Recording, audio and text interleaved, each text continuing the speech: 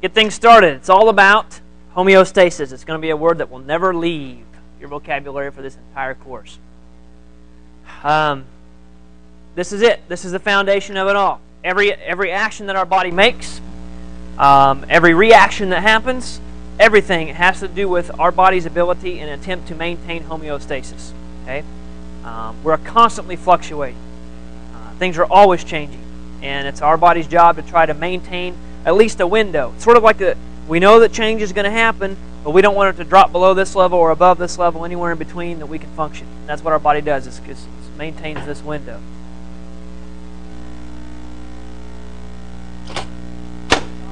Right. Okay. So that's what it's all about. You can look over this on your own, but there's some interesting things just to give you an idea as to what's happening in your body right now. You know, for example, as you're reading this whole page, you'll breathe in and out 12 times, fortunately, on average anyway. Fortunately, you never have to think about that. That's not something you have to worry about. We take a lot for granted. And one of the purposes of this class is to show you everything you take for granted. And be thankful when you walk out of here that you're able to walk out of here. Okay? One of the things that you'll learn very quickly, especially when we get into DNA and that kind of stuff, is that a lot of times we always ask ourselves, you know, why did this have to happen to me? Why do bad things always happen? That kind of stuff.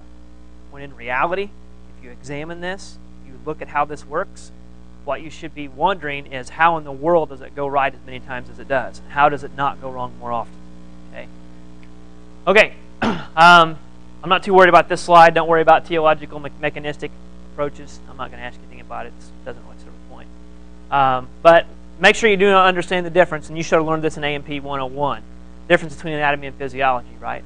Anatomy is form, physiology is function, basically. And you'll see that form is related to function. Certainly, you consider our heart, for example. It's got 4 chambers for a reason, and it's a very sophisticated mechanism by which it works. Okay, and you'll see that, you know, shape and form is definitely related to how something functions. Okay, that's what I just said. So, and this is all stuff you already know, so I am going to go pretty quickly through all of this. You should already know the levels of organization in the body. That should have been something you learned at the very beginning. You start with atoms and molecules, atom being the smallest, most specific fundamental unit of anything that exists. Then you build on that, and you can see that hierarchy, how we build all the way up to the entire organism, us. Okay, you know, there are lots of organisms out there that don't contain nearly as many cells as we do. There's actually organisms that are only 1 cell big. So, the question is, do they deserve the same respect? It's interesting because in another class I teach, we talk about the most fit species that exists on the planet. And if you want to look at, you know, it doesn't matter what your viewpoint is. I use the term loosely, but let's say the most evolved species or the most highly advanced created species, whatever you want to say, it doesn't matter. The top of the chain, the top one. Who is it? Is it us? And if so, how can you defend that from a scientific standpoint? You know, you think about bacteria that have been around 3.5 billion years. They're still here, and they're still wreaking havoc on us. So, who's more advanced? I don't know. It's a good question. But here we are, nonetheless. All right. Here's just a visual, as if you couldn't understand the whole atoms to organism thing. Okay. What we're going to focus on is, we're not going to focus too much on this. Okay, that's more of a biochemistry class. We're going to talk about some of the chemistry, certainly associated with the physiology. We're going to focus a lot on these 2 things right here. What happens at the cellular level, what happens at the tissue level, that kind of stuff. This all out here is mostly the 102 stuff that you've already learned. Okay, we're going to go down a little bit farther than that. The cell. Now this is where it gets hairy and interesting all at the same time. We all know that the cell is the most basic unit of life, right? It is that on which life itself is built in terms of a functioning unit. And all the stuff that we do, we metabolize food, we intake oxygen, we release carbon dioxide, all the things that we do actually occur at some point or another in the cells that make us up. Okay? So all the processes that occur associated with our body happen at a cellular level.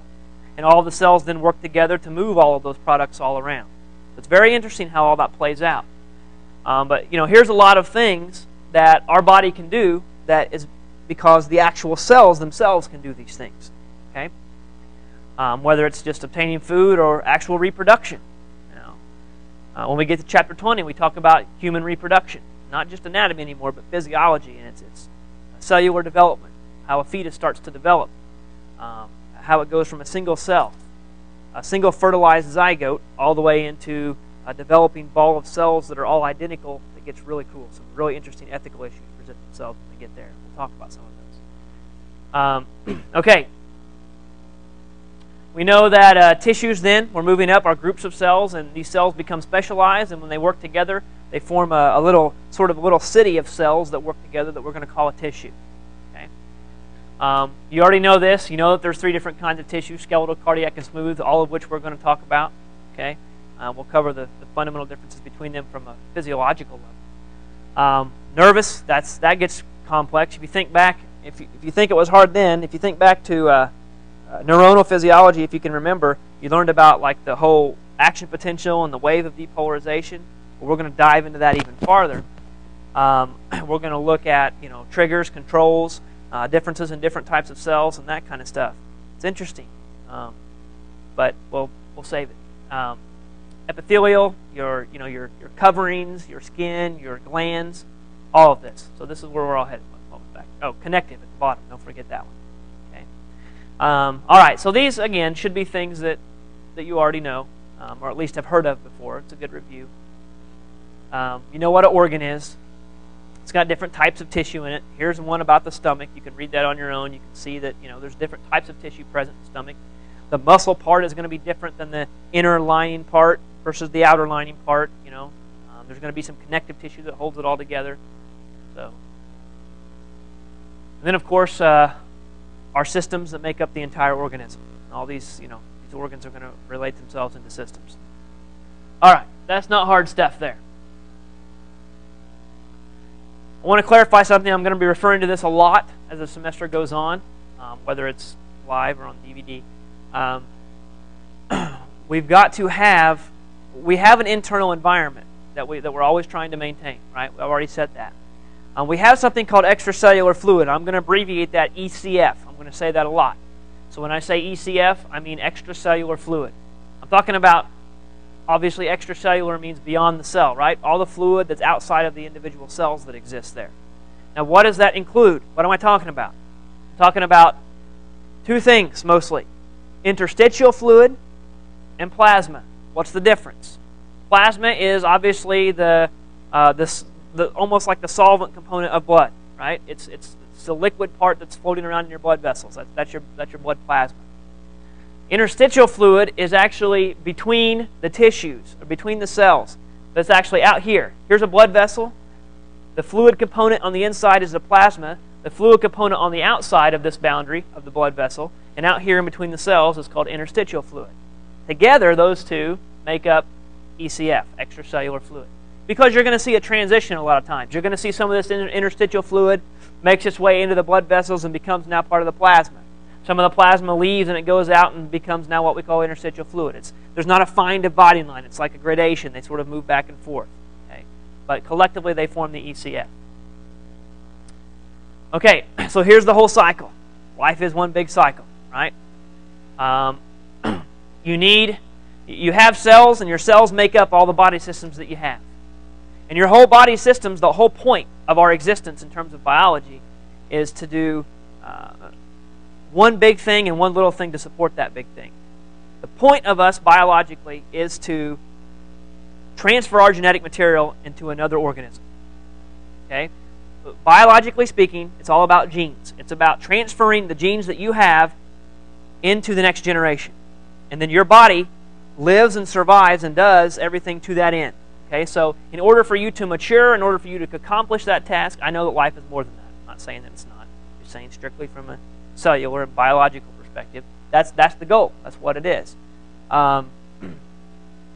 If you look,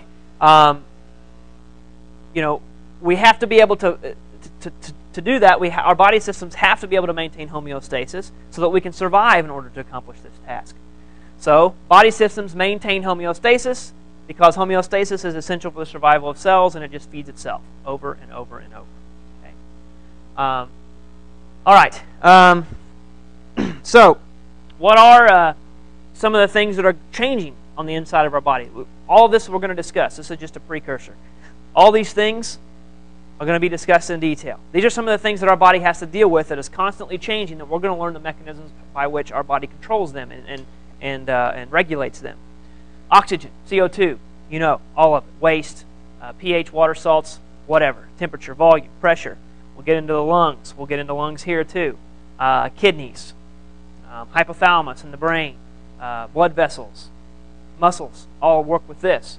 pH, respiratory, excretory system. You know, there's going to be a lot of stuff that we talked about. These are all going to overlap, but these are the things that are constantly changing based upon the environment, based upon our diet, based upon our condition of the day, our general health and well-being, always changing. Okay? I'm not going to go through these. You know what the systems are. You may not be able to list them all bang, bang, but you know what they are. You've heard them before. You've studied them. I don't need to go tell you what each of the systems do. You already know that. Okay? We're going to be looking at these in detail as we go along. Okay. Now, I do want to make this point. What we're going to learn is that the mechanisms that control homeostasis can exist at sort of different levels. For example, take a kidney. Your kidney is working. Right? The cells in your kidneys are working on this specific task. There could be local mechanisms. In other words, little sensors and things that happen that take place only in the kidney. The message is received and interpreted by the kidney tissue itself, and it fixes the problem. Okay, that's very localized, right? It's monitoring and it's making changes at a very local level. We call this intrinsic. Okay, an intrinsic system is one inherent in an organ. It's within that organ itself. It doesn't take the entire body to monitor what's going on. It just takes whatever organ we're dealing with here. You'll see this a lot. There'll be a lot of examples of intrinsic maintenance of homeostasis. The other is extrinsic. That's a higher level. That generally takes like some integration to your brain. There's some signals that get out of your kidneys. They go through the blood. They travel up to your brain. Your brain processes it. It involves another system, and that system kicks in, and that helps your kidney work. That would be extrinsic. That happened outside of the kidney itself. It pulled in from a higher power, in other words. That's going to be an example of extrinsic maintenance. Okay. Generally, you're going to involve the nervous and the endocrine systems. Now, think about why. Endocrine, of course, is your hormones, right? You're going to find that there's two ways that our body uses to communicate over long distances with itself. If you got a problem in your big toe and you want to do something about it, you don't have a lot of intrinsic mechanisms in your big toe that's going to deal with your problem. Okay? Now, let's say you step on something sharp. Okay? You're going to involve a whole reflex pathway. You're going to involve not only your brain and your nervous system, but your muscle system, right? All of your musculature to yank that back and to pull your foot away. There was a lot more that involved than just your big toe in that circumstance. What communicated that? How did that message get from there, which, when you're considering atoms and you're considering tiny, tiny, tiny little chemicals, that is a huge distance to travel. How does it go so far so fast? I'm going to show you an interesting statistic when we get into the nervous system. About what carries these chemicals from one end of a nerve cell to the other. It's really cool. But anyways, you're going to have your nervous system transmit that message, or you're going to, if you want it to be a longer lasting effect, but it'll end up taking longer to get, you'll involve the endocrine system. Hormones will be released. They'll go into the bloodstream. They'll travel around. They'll hit their target cells, and they'll elicit a response in those cells. That takes longer, but the effects are usually harder, and they last longer. Okay? All right. That's why I say in nervous and endocrine systems typically are involved. All right, negative feedback. What is negative feedback? You've probably already learned this as well. If not, now's a good time. Negative feedback is when something happens, you've got a little system working here, some change happens, and this negative feedback system monitors it and says, no, I don't think so. I don't want you to go that high, or I don't want you to go that low. It kicks in a response to change that. For example, if this starts getting too high, if this is a negative feedback system, it'll release something that'll go and push it back down. Okay? If it starts going too low, it'll release something to push it back up. It opposes the change of whatever is happening. That's a negative feedback system. Okay? You're going to need three basic components. I'll give you a good example of this in your house. But A control center, a sensor, and an effector. What do these all mean? There's some vocabulary, obviously. If you haven't learned that studying allied health, you haven't learned anything. There's a ton of vocab, right? It just makes it unnecessarily hard. What you'll find is as you learn more about medical terminology and as you learn more about anatomy and physiology, you go work as a nurse somewhere, all of a sudden, all those people who you thought were so smart are not actually so smart anymore because you now speak the vocabulary that they speak. That's what it's all about. Okay? Not necessarily. Obviously, if they went to medical school and have some training, but I'm saying you understand my point, right? Okay. Now, what do these things do? Well, let me show you an explanation here. Sensor, right? We said sensor, control center, and effector. This is going to sense the change that we're talking about. This is going to process that change and say yay or nay. And this is going to make the change happen to oppose that change. So take a look at this. Take the thermostat in your house. Okay? You know that you have a thermostat. You can picture it on your wall, right? Or your apartment or wherever it is you live. You have a thermostat, and you know that when it gets below that, let's say in the air conditioning, right? When it gets below that level, it kicks on the air, so it cools it down. Sorry, if it gets above that temperature, and it kicks it down. And the other side of that would be if it's cold in the wintertime, you got your furnace on. If the temperature drops too low, the sensor, the thermometer, will detect that. It will then read it, transmits that information to the thermostat that has a set point that it knows that you have told that you want it to be right in that case, but your body sometimes you can't tell it. Thermostat you can. The thermostat processes it, so it's going to be the sensor, not the sensor, the control center here. The sensor was the thermometer. The control center is the thermostat. Then it's going to kick on the furnace, which is going to be the effector. The effector is going to produce that thing that will counter the change that happened that you're going to try. Now you're going to try to fix. Okay, so those three basic parts. Now I know that's simplistic. That's a furnace, but realize the same applies for your body. The same thing happens all the time. You know, your insulin levels get too high. You got to back off of it. There's this same communication that happens to make all this work. Now there is something a little more rare that we call positive feedback. For anyone who's ever given birth to children, guys, you have experienced this positive feedback cycle. It happens in a couple places. Blood clotting, okay, is a positive feedback cycle, but the one I'm mentioning is the actual birthing process and the feed of oxytocin, which is what makes the uterine walls contract, right? Pitocin would be the drug that mimics artificial oxytocin. Whenever the body starts to produce, as you're going through the birthing process, once you start having contract, not the actual birthing, but the labor and the contractions start to work. Once that starts to happen, more and more, it's a positive feedback. As that oxytocin is released, it causes more oxytocin to be released, and it just sort of snowballs. Okay, that's a positive feedback cycle. As to what shuts it off, we can talk about that a little bit later when we get into hormones and stuff like that. The blood clotting is another thing. Once the clotting mechanism starts, it feeds forward and it snowballs and it starts to form a clot and that kind of stuff. It's not positive feedback doesn't happen as often in the body as negative feedback does, but there are examples of it that exist. There obviously has to be some negative feedback associated with that positive feedback, right? Because something has to stop that positive feedback before it gets too far. So, we all know this, right? Obviously, this is illness and death when homeostasis is disrupted to the point where our body's having a hard time fixing it. Sometimes I refer to pathophysiology. Do you guys get to take any sort of pathophys class at all? It's too bad. Pathophysiology is the physiology associated with disease. It gets pretty cool. You get to learn about specific disease states and how the physiology is altered. It's all of this stuff is what it is, but it's applied into specific cases and conditions. And they say you have this disease. Take everything we know about it and apply it. What's happening? It's kind of cool.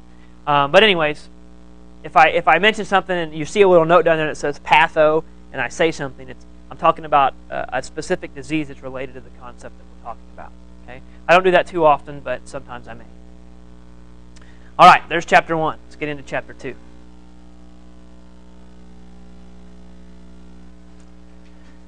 How many of you